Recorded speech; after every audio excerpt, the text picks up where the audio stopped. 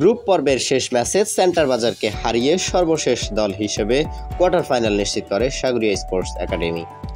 Sagaria Bazar prize money football টুর্নামেন্টে group পর্বের শেষ ম্যাচে 4-0 গোলে সেন্টার বাজার আবাসিককে হারিয়ে গ্রুপ চ্যাম্পিয়ন হয়ে কোয়ার্টার ফাইনাল নিশ্চিত করে সাগরিয়া স্পোর্টস একাডেমি। প্রথমার্ধের 2 গোল করে মোহাম্মদ সজীব এবং দ্বিতীয়ার্ধে রিপন ও তামিমের একটি করে গোল 4-0 ব্যবধান বাড়িয়ে জয় নিশ্চিত করতে সক্ষম হয়।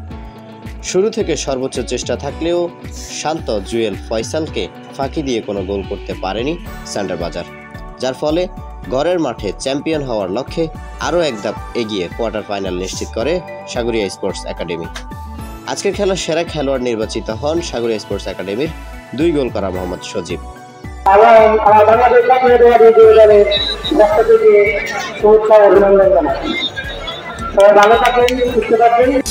দ্বীপের হৃদয় 24, দ্বীপের মানুষের হৃদয়ের কথা কয়।